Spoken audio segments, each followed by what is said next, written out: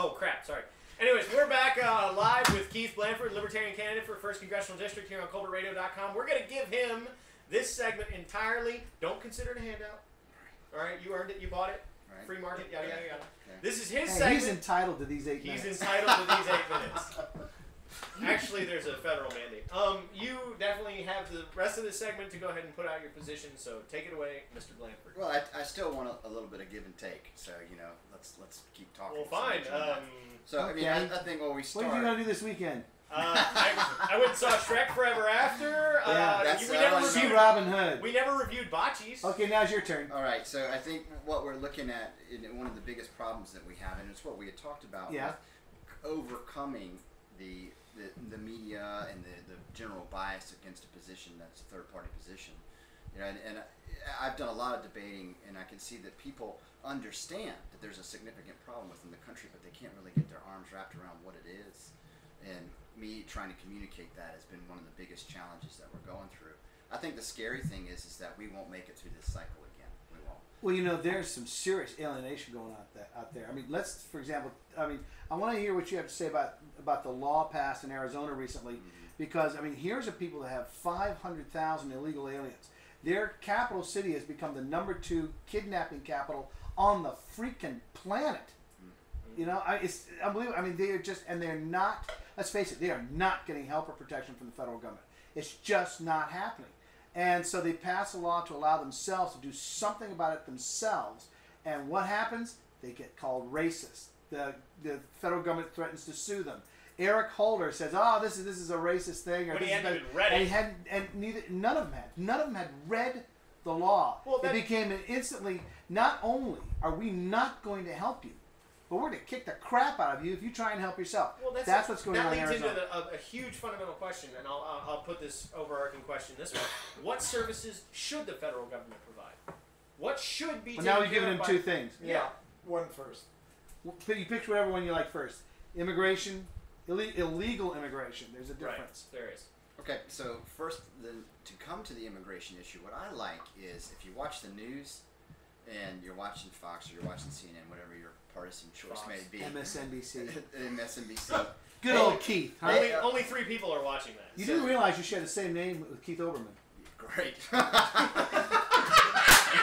So, all right, so... That's the line of the night. So what you do is you watch these things and they decide, okay, this is what we're talking about this month, and this is what we're talking about this next month, and what's going to come next, cap and trade is going to come next, and we're going to get mad about that. So we're just, people just follow whatever they say. So, I was thinking in the, let's see, the Subcommittee on Domestic Monetary Policy and Technology, or the Committee on Financial Services, while we've been talking about immigration in Arizona, one person has been sitting up there on the committee, and then one person out in the audience with some staffers. And this is where the fight for the country is, because Ron Paul is asking the Federal Reserve representative, why are you giving $60 million or $60 billion to Europe? Do you know anything about it? No. You talk about U.S. foreign aid? No, this is... Are you talking about the monetary policy where they propped up, through the IMF, they propped up the European banking system? This is additional. This is additional. Additional to that? And he said, where are you getting the money from? We're creating it. They're printing it. Yeah. So the battle for our country is going on in this room, and what are we talking about? Something that Eisenhower solved in the 50s. And we're making a big damn deal about it, and meanwhile, they're printing our country away. They're printing it away. So that's, That's okay, they're not worried about it. Their grandchildren have to pay for it. That's what they're figuring. They've never, good luck making it there. They're hoping they're going to be dead. Après moi, le déluge. Louis XV, when he was pointing out to him, how can you spend so extravagant? Don't you realize that hell's coming and it's coming for you? And he said, "Après moi, le déluge." After me, the flood. By the time it hits, I'll be dead. What a loving dad, huh? Yeah. What a swell guy. Well, I mean, I think that's the thing that drives me crazy is because the press dictates what issue we're going to be angry about, and meanwhile the system has not changed at all. What's the only thing that we can find them bipartisan on? Well, don't you think the Tea Party movement though is a switch from that? I'm not a member of the Tea Party movement, but this is a grassroots movement. These people were angry without being told. Yeah, but he mentioned this in the forum. He said he was unimpressed with it. I'm paraphrasing. He was unimpressed with the Tea Party because they didn't know the heart of the issue. They knew the symptoms. They didn't know the sickness. They didn't know the disease. Then they just wanted to cure the symptoms. Well, no, I think it's very exciting, actually, in the terms that Americans are becoming politically active, and they're waking up to understand that there's something wrong. We're divided as a country. We need to try to find a way to come together. There's something wrong with our representation, and through this process, they're learning it. And hopefully they can progress to a deeper level to understand the differences that the political parties are pretty much the same. Their foreign policy is the same. Their foreign policy is different? Tell me. No, I'm not. This is your foreign. Ask Israel. Okay, all right. Ask Israel if they're the same. Man, let's. Are we still giving foreign aid all over the world? Sure. Oh, We yeah. still have 700 bases all over the world? That crap's got to stop. I mean, I don't know what's different. And this guy came in and said that, we're not going to stay in the Middle East anymore, which I support because we're broke. We cannot afford it. That's the whole point. We can't afford it. And so, that didn't happen. So foreign policy is not different. Monetary policy isn't different. They haven't decided to end the Federal Reserve or not. No, they just keep on printing money, keep on maintaining their power. And it's both parties. So one of the illusions about the Federal Reserve, though, is it's actually a branch of the federal government. A lot of people think it's part of the government. And correct me if I'm wrong on this, but isn't the Federal Reserve actually a private institution? Yeah, I think they made That $51 billion. They last loan year. our money back to us after they print it with plus interest, right? So we pay them for our money that they're printing. Well, they actually give the interest back.